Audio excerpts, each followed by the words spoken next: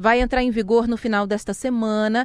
Um projeto de lei que teve iniciativa popular, apoio do Movimento Não Foi Acidente, sancionado em dezembro, entra em vigor a partir desta semana uma lei que endurece a punição para o motorista que matar alguém no trânsito após ingerir bebida alcoólica. A gente vai conversar sobre essa lei com o Newton Gurman, um dos idealizadores do Movimento Não Foi Acidente, que esteve à frente durante muito tempo, inclusive, na negociação para que esse projeto fosse aprovado em Brasília. Newton, obrigada por conversar com a gente mais uma vez.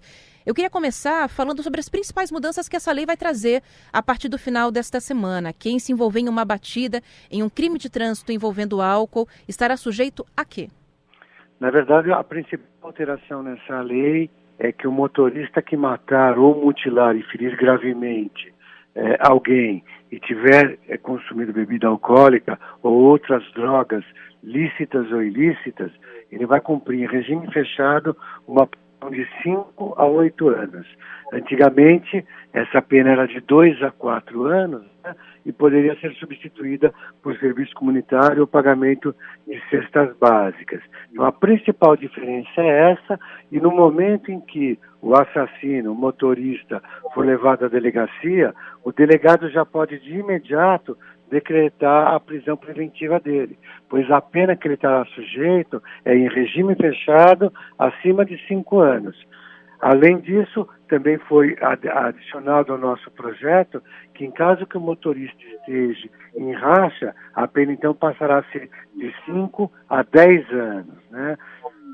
Essa é a principal alteração. A pena mínima, né? Porque até 4 anos dá para converter em prestação de serviço, pagamento de cestas básicas. A partir de 5 anos é prisão. O motorista, ele é condenado à cadeia, né? Exatamente. E por isso que o delegado pode, já no primeiro momento, decretar a prisão preventiva.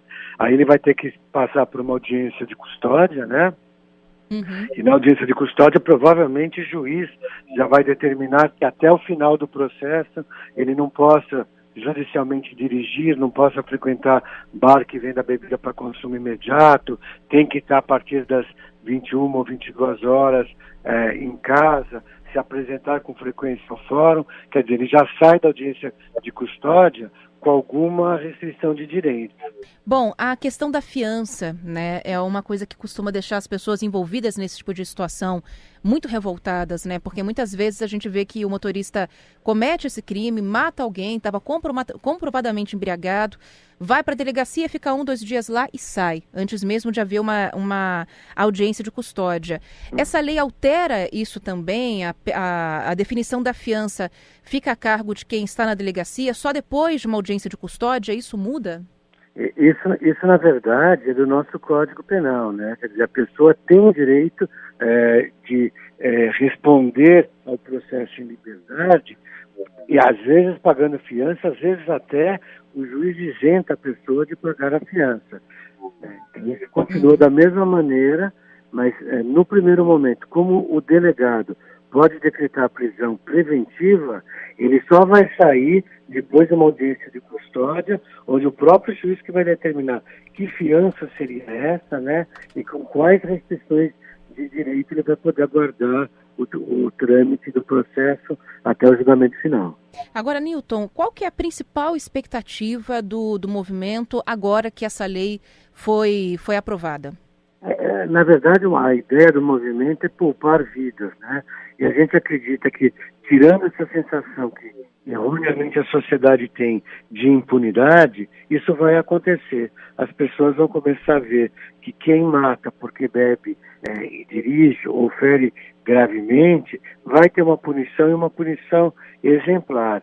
Outra coisa que é uma expectativa grande, que nós que já perdemos nossos entes queridos e temos que esperar 10, 15 anos para o final de um processo, que muitas vezes pode até acabar em prescrição, como agora não vai ter mais essa discussão se o homicídio é culposo, se é doloso, se é dolo eventual ou se é culpa consciente, o trâmite total do processo deve reduzir muito. A gente acredita que entre 2 e 5 anos o réu vai ter julgado e provavelmente vai ser condenado a pagar a pena que o juiz assim determinar. Porque os advogados sempre tentam fazer essa reversão direto na justiça, né? O processo é aberto como doloso, com culpa, e aí fica naquela discussão de converter para culposo. Então, esse projeto de lei já define em que tipo de crime que esse motorista se enquadra. Na verdade, ele caracteriza o culposo de trânsito sob essa nova lei. Claro que o Ministério Público pode entender que em alguns casos específicos a pessoa estava em altíssima velocidade, completamente embriagada, não prestou socorro, passou sinal vermelho, enfim. Quando há muitas características em que o motorista correu o risco de produzir o resultado, o promotor pode continuar entendendo que é um dolo eventual. Mas se for culposo, já vai começar no regime fechado de 5 a 8 anos. Certo. Bom, mas mesmo assim, né, Newton, até que a lei entre em vigor, me corrija se eu estiver errado, é amanhã, a partir de quinta-feira. Exatamente, a partir de 19. E aí só vale para os crimes que vierem a acontecer a partir dessa data. Exato. Todos que aconteceram até hoje respondem a uma lei antiga. Até Exato. que a gente, enfim, esses tipos de acidentes, batidas vão continuar, infelizmente, acontecendo por mais algum tempo. A gente gostaria de acreditar que ia zerar de uma hora para outra, mas não vai ser assim. Então, até que a gente veja esses crimes serem julgados, chegar à justiça, de fato, esses motoristas começarem a ir para a cadeia, vai levar um tempo ainda até que as coisas comecem a mudar, né? Eu acredito que a principal mudança que a gente vai poder sentir a curto prazo é que o delegado não vai depender mais da interpretação dele, se a pessoa vai responder de 2 a 4 anos ou a 6 a 20, né, culposo ou doloso. No mínimo é a 5 a 8. Então ele já pode decretar a prisão preventiva, não depende da interpretação do delegado. Então eu acho que essa mudança, quando infelizmente a gente sabe que vai acontecer outros casos, o delegado vai decretar prisão preventiva, a pessoa vai sair depois da audiência de custódia já com alguma restrição de direito e a sociedade vai falar assim, opa, as coisas estão mudando. Melhor, se não for por consciência, que seja por medo, né? Mas melhor mudar a postura e caso eu venha beber ou usar qualquer droga lícita ou ilícita, eu ir de Uber e de táxi e com a carona da vez, né? Mas eu não pôr a minha vida e a de outros em riscos, porque caso isso ocorra, eu vou responder com restrição do meu direito de ir e vir. Alguma resposta imediata, pelo menos, a sociedade vai ter, né? A gente espera que sim, a gente luta para isso. Tá certo. Newton, obrigada por conversar com os nossos ouvintes mais uma vez. Um bom dia e parabéns, né? Já que esse movimento essa lei, aliás, veio a partir de uma iniciativa do Movimento Não Foi Acidente.